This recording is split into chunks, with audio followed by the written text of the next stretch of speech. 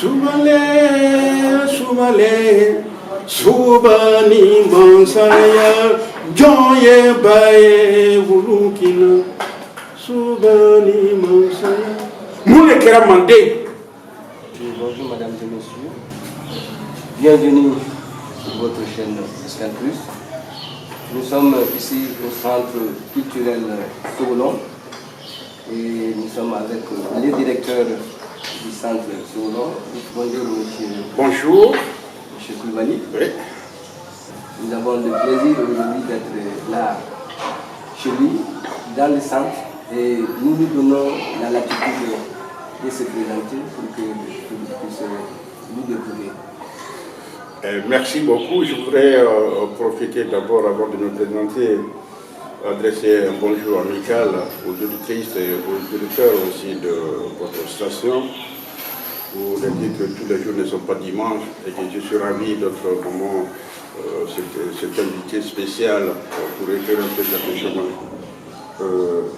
Difficilement, quand tu poses la question à un Bamanon de se présenter, c'est difficile pour nous. Il a dit que les autres peuvent en parler, mais je fais faire juste un effort. Je réponds au nom de Yaya Koulibaly. Je suis homme de culture, écrivain, metteur en scène, marionnettiste. Je suis considéré comme un philosophe, un penseur, professeur d'université et l'un des derniers gardiens de la véritable tradition africaine.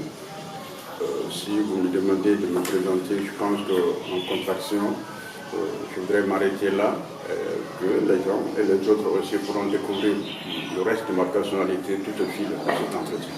Voilà. Merci. C'est un grand plaisir. Monsieur Yaya pour la présentation. Et vous, en tant que parrain cette année de l'année de la culture et de l'éducation, que vous, c'est honneur pour vous? C'est une très très belle question, et une question qui fait référence à notre aspect existentiel. C'est que nous sommes arrivés à un gros rond-point de l'histoire de notre évolution qui fait qu'il faut un certain arrêt. On essaie de faire une autopsie. Longtemps, aussi longtemps que la roue de l'histoire a tourné, le Mali a ignoré la récompense du mérite. Je me réjouis, je suis sous le poids d'une émotion à la fois affective et paternaliste, mais en même temps d'une responsabilité. Je voudrais d'abord remercier cette vision du président de la République en la personne du général du corps d'armée à ce niveau-là, qui aurait imaginé, pensé et proposé en 2025, année de la culture, et promulgué 2026-2027 comme année éducation et culture. Je pense que c'est une bonne vision. Le fait que le mandat donne au ministère de la Culture de faire le repérage et trouver des personnages clés. Ce n'est pas parce que je suis cette éminence artistique, non. Je pense que c'est un choix. C'est un choix, mais c'est une référence. On a besoin aujourd'hui donc de faire appel à des gens qui ont une maîtrise dans tel ou tel domaine. Je pense que le choix qui est tombé sur moi en tant que marionnettiste, en tant que communicateur, en tant que quelqu'un qui a porté au haut à travers le monde et bien, donc, le flambeau de la culture du Mali, le choix est judicieux, le choix est quand même honorable. Ça me donne une confiance en moi-même et ça me donne aussi l'opportunité de mieux communiquer et d'apporter ma riche expérience justement pour permettre à la jeunesse malienne de se retrouver.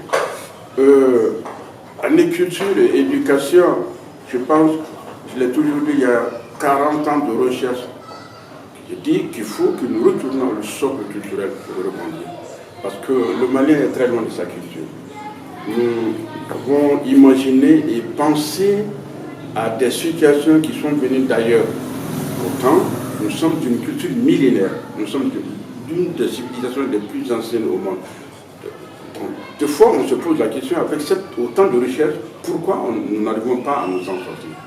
Et année promulguée, culture et éducation, j'ai dit, pour cette année, il ne faudrait pas qu'on se dise tout simplement, ce mot éducation là, c'est pas ABCD, c'est pas ça. L'éducation, c'est le retour à la source. c'est le retour à la citoyenneté, c'est le retour à l'identification, c'est le retour à la récupération d'une identité à la fois culturelle et humaine, c'est le retour, si vous voulez, à la parfaite image, parce que nous avions perdu notre image publique. Donc le fait de récupérer cette image nous permet d'être vraiment des citoyens cohérents. Les diplômes de même doivent nous permettre aujourd'hui de fédérer les cœurs. Nous avons bénéficié et hérité de l'un des éléments les plus importants de notre patrimoine culturel, à savoir les masques et les marionnettes, qui sont considérés comme régulateurs sociaux. Et chaque fois que le Mali était inquiet, ou le Mali était inquiété, on faisait appel à ça pour rebondir. Donc c'est une thérapie.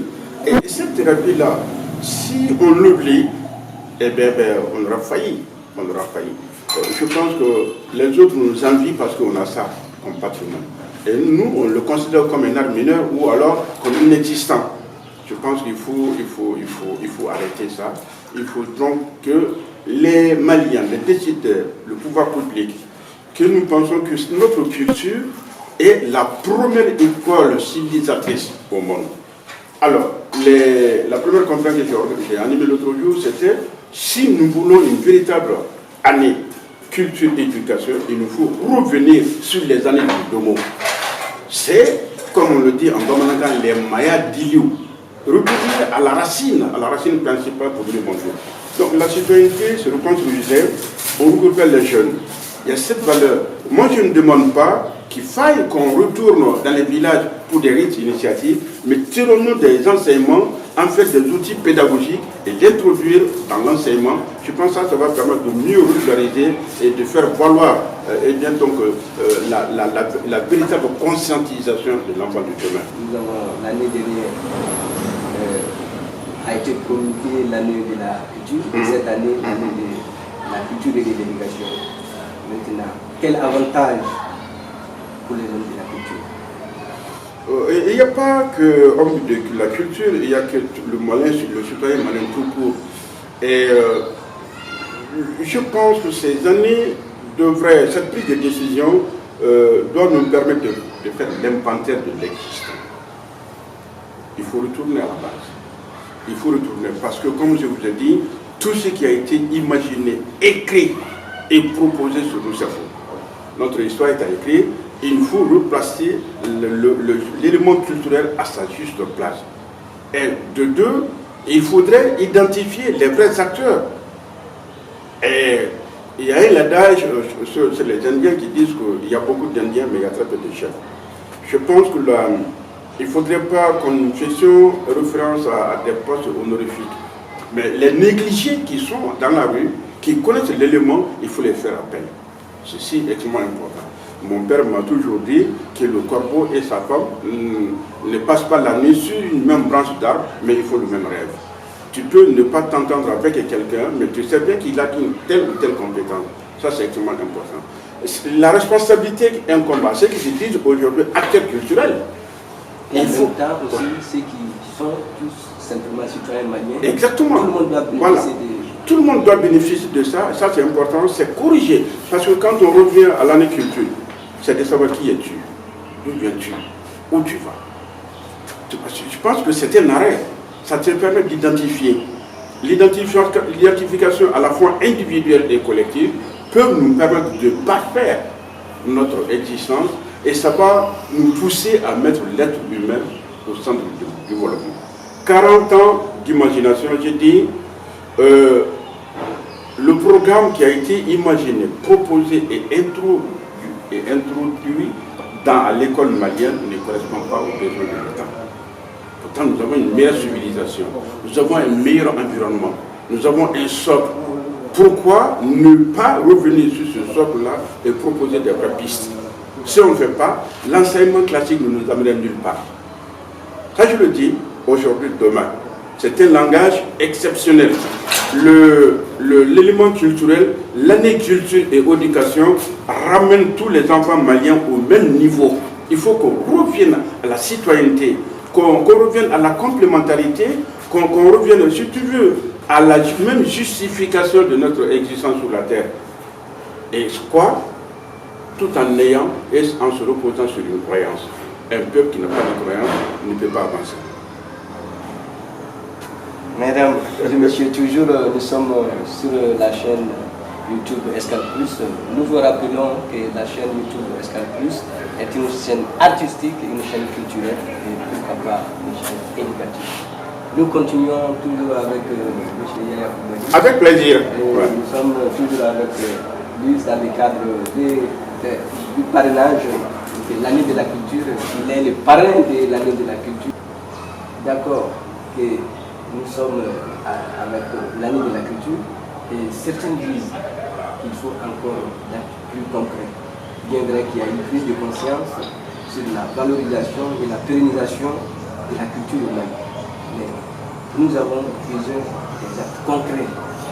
Que pensez-vous? Je suis d'accord. Oui, nous avons besoin des actes concrets. Le fait de promulguer les années culture et éducation, il ne faudrait pas que ça soit un slogan politique. Quand on dit année culture et éducation, forcément il faut financer la culture. Il faut financer la culture. Un. De deux, il faudrait que nous ayons des structures qui accueillent cet élément. Aujourd'hui, il y a un problème au Mali, la conservation de nos œuvres. Je pense qu'aujourd'hui que le Mali a besoin d'un grand musée ethnographique, un grand musée des beaux-arts. La plupart des imminences des artistes ici qui ont des œuvres, dans 5-6 ans, ils ne peuvent plus les conserver. Donc, et on sait très bien que l'œuvre d'art est appelée ce qu'on appelle la valeur ajoutée. Et cette valeur ajoutée-là, si on ne peut pas la conserver, si on ne peut pas les financer, si on ne peut pas renumérer l'acteur principal, lentement, sûrement, nous nous acheminons vers la faillite. Nous avons besoin des acteurs. Il faudrait qu'un ministre sache qu'il est l'acteur principal, qu'il est le premier à prendre la peine et à justifier pourquoi il est là. Des actes plus concrets. C'est là, par exemple, en termes éducationnels, si on prend l'école malienne, je pense qu'il faudrait arriver à détecter les talents. Et ces talents-là doivent être orientés depuis à bas âge. C'est comme ça qu'on fait dans les autres pays. Il faut les orienter depuis à bas âge. Nous avons une économie agro-silvo-pastorale. Ça veut dire quoi? Que notre existence dépend de l'agriculture, de l'eau et de l'environnement. Le fleuve Niger est mort. Par la faute des intellectuels maliens. Ce fleuve n'a plus de poissons. Donc il faudrait faire attention. Moi je pense que nous ne pouvons répondre à demain que si nous maîtrisons la protection de l'environnement. Un. Il faudrait que nous ayons l'autosuffisance alimentaire.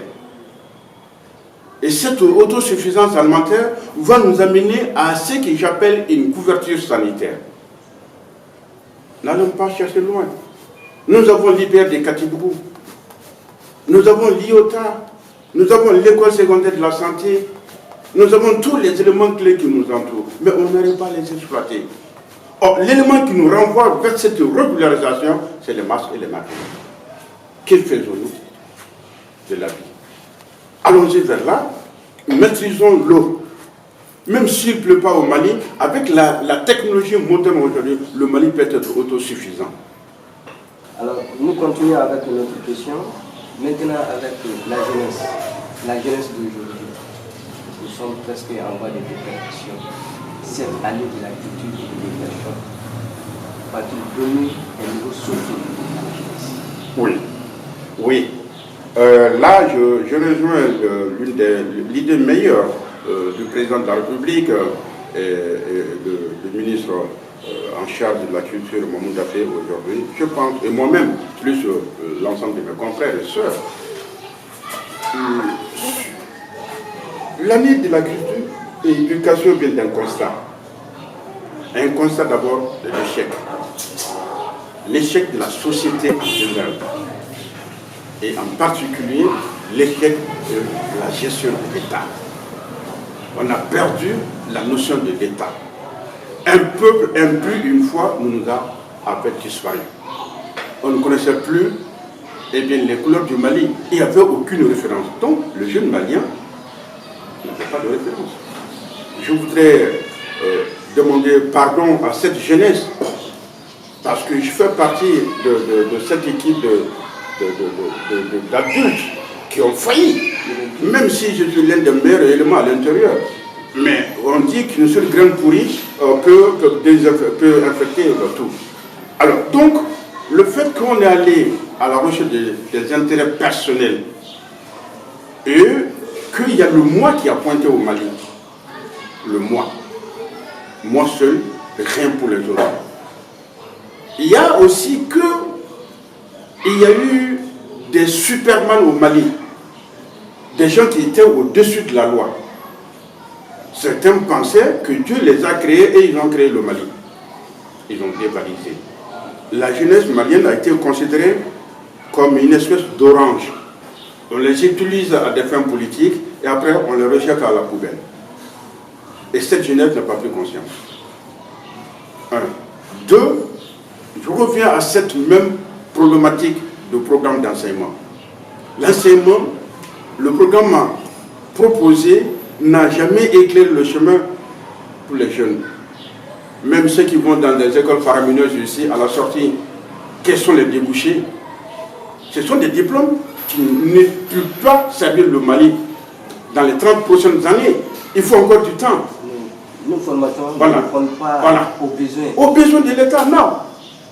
Donc ça crée l'incohérence d'utilisation des produits finis. Et de deux, les jeunes ne savent plus qu'est-ce qu'ils font. On peut sauver la jeunesse malienne, avoir un repère en récompensant aussi l'élite enseignante. Je pense que la culture permet de mieux encadrer la jeunesse. Nous avons besoin aujourd'hui de mieux encadrer la jeunesse.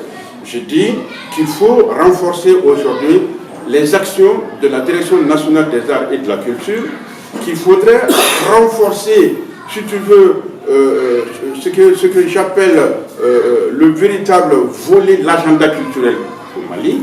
Et de deux, les festivals existants, qu'il faudrait les aider, qu'il faudrait aider les hommes de culture, qu'il faudrait que nous nous proposions au cours de l'année 2 fois par an ce qu'on appelle une exposition itinérante, qui permet aux enfants de telle université à telle université de comprendre les panels. Et pour mieux justifier que tout le monde revienne au musée national. Parce qu'il y a cette exposition dans ce vestibule qui garde la culture générale du Mali, personne ne visite. Et ce sont les gens qui viennent, qui les visitent et qui nous imposent leurs idées. Tous les étudiants maliens qui ont bénéficié de bourses pour aller étudier à l'étranger, ce n'est pas l'option africaine. Alors, donc là, je vais vous poser la dernière question pour savoir, en tant que parrain de l'année de la culture et de l'éducation, quel conseil ou quel accompagnement avez-vous à l'endroit des départements de la culture et de l'éducation? Merci pour cette question. Je pense que étant parrain culturel, c'est à la fois une responsabilité, mais c'est à la fois aussi une vision. C'est aussi une ouverture. C'est en même temps aider. Et à la fois le président en charge de la République du Mali, son Excellence le général de corps d'armée Assimi Goïta, pour sa clairvoyance.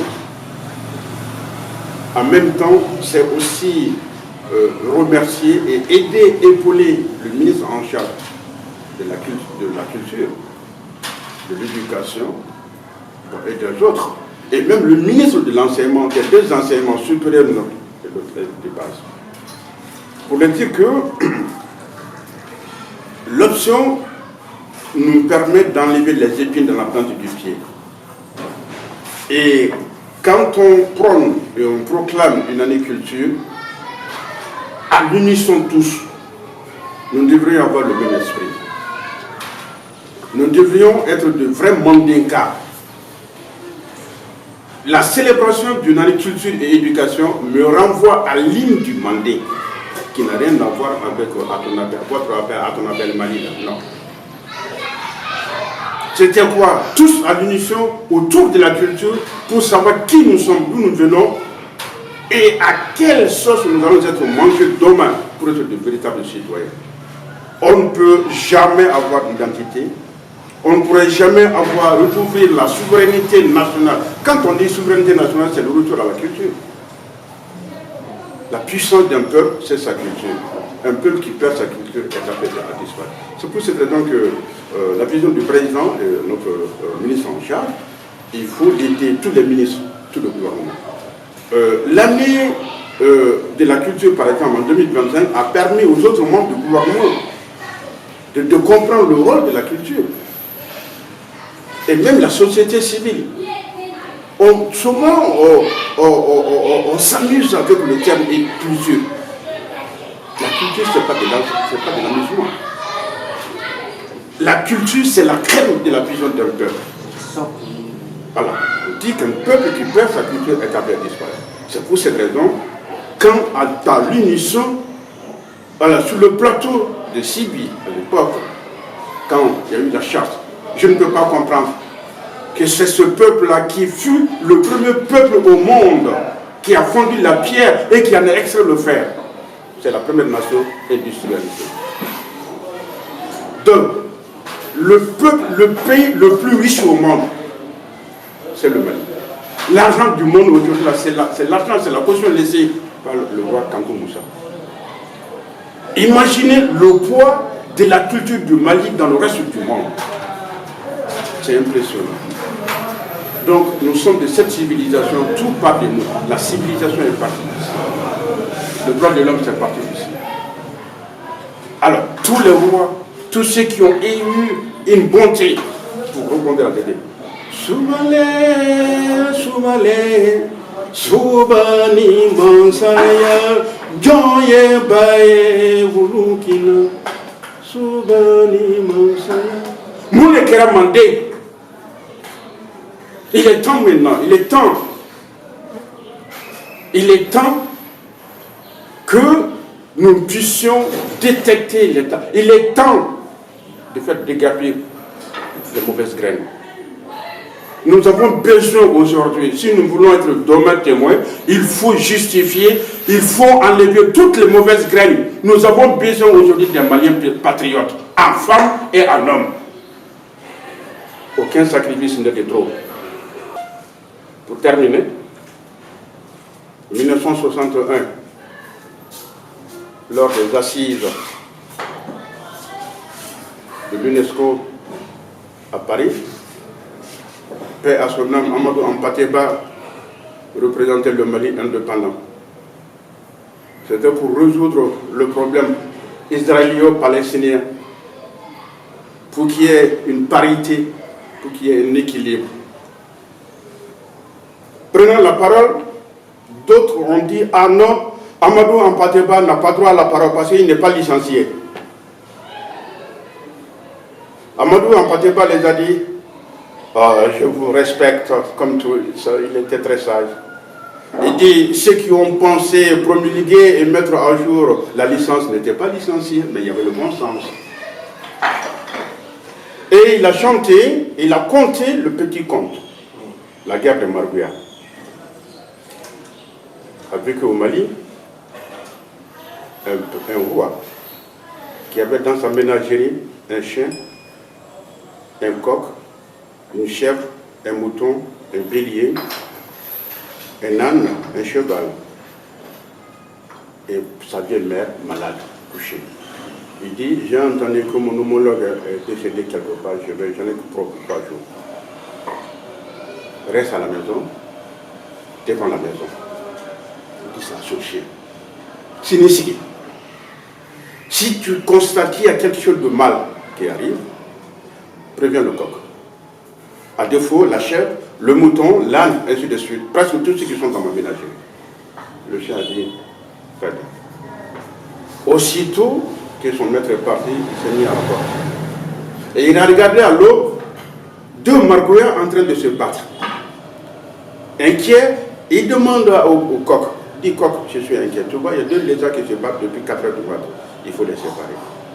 Et le coq fait comme ça. Quoi, quoi, quoi, coucourico. Ah, mais tu te moques de ma gueule.